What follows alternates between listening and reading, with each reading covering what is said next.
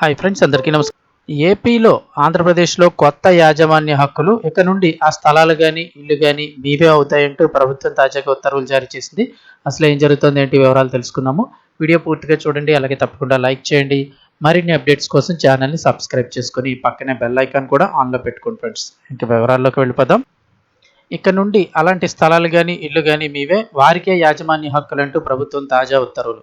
ఆంధ్రప్రదేశ్ ప్రభుత్వం మరో కీలక నిర్ణయం తీసుకుంది. సుదీర్ఘకాలంగా పెండింగ్లో ఉన్నటువంటి భూముల వ్యవహారంపై స్పష్టతనిచ్చింది. అసైన్డ్ ఇంటి స్థలాలు కలిగినటువంటి పేదలకు ఆ స్థలాలపైన పూర్తి హక్కు కల్పించడంతో పాటుగా రిజిస్ట్రేషన్ కూడా వీలుగా అవకాశం కల్పించింది. ఈ మేరకు మార్గదర్శకాలను ఖరారు చేస్తూ రెవెన్యూ శాఖ ఉత్తర్వులు ఇచ్చింది. దీని ద్వారా దశాబ్దాలుగా ఈ భూముల విషయంలో కొనసాగుతున్నటువంటి సందిగ్ధతకు తెరపడింది. ఆంధ్రప్రదేశ్ ప్రభుత్వం 10 ఏళ్లు గడువు తీరిన ప్రతి అసైన్డ్ ఇంటి స్థలాన్ని కూడా పట్టాదారుల పేరిటే రిజిస్ట్రేషన్ చేయాలని నిర్ణయించింది.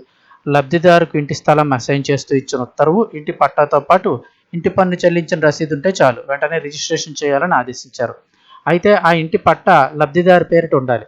అందులో లబ్ధిదారుడే పొజిషన్లో ఉండాలి, అంటే అక్కడే వాళ్ళు ఉండాలి. ఇంటి స్థలం రిజిస్ట్రేషన్ అయిన 90 రోజుల తర్వాత దానిపై క్రయ విక్రయాలకు అవకాశం ఉంటుంది. అంటే 3 నెలల తర్వాత మీరు అమ్ముకోవడం కానీ వేరేది ఎవరైనా కొనుక్కోవడం కానీ చేయొచ్చు. అంటే లబ్ధిదారు పూర్తి హక్కులతో కూడినటువంటి రిజిస్ట్రేషన్ డాక్యుమెంట్ పొందిన 90 రోజుల తర్వాత ఆ ఇంటిని అమ్ముకోవచ్చు, లేదా ఇతరులు కూడా కొనుగోలు చేసుకోవచ్చు. దీనికి సంబంధించి తాజా మార్గదర్శకాల్లో స్పష్టతను కూడా ఇచ్చారు. ఆంధ్రప్రదేశ్ అసైన్డ్ భూముల చట్టం 1977 ప్రకారం పేదలకు అసైన్డ్ చేసిన ఇంటి స్థలాలు ఇతరులకు బదిలీ చేయకూడదన్న నిబంధన అయితే మొదట్లో ఉండేది. అయితే ఇప్పుడు అవన్నీ సవరించారు. సవరించిన చట్టంలోని సెక్షన్ 3 2/2A అలాగే సెక్షన్ 3 2B ప్రకారం అసైన్డ్ చేసిన 10 ఏళ్ల కాలం దాటాక ఆ భూములను అసైన్ పేరిటే రిజిస్ట్రేషన్ చేయాలి. ఆ తర్వాత పేదలకు ఆ భూములపై శాశ్వత హక్కులు వస్తాయి. కాబట్టి తమ వ్యక్తిగత అవసరాలకు ఆ భూములను తనఖా పెట్టి లోన్స్ తీసుకోవచ్చు, ఇంకా అమ్ముకోవచ్చు, ఇతరులు కూడా కొనుక్కోవచ్చు. అసైన్డ్ ఇంటి స్థలం రిజిస్ట్రేషన్ కోసం లబ్ధిదారుడు తనకి ఇచ్చిన అసైన్మెంట్ పట్టా, ఉత్తర్వులు రిజిస్ట్రేషన్ అధికారికి సమర్పించాలి.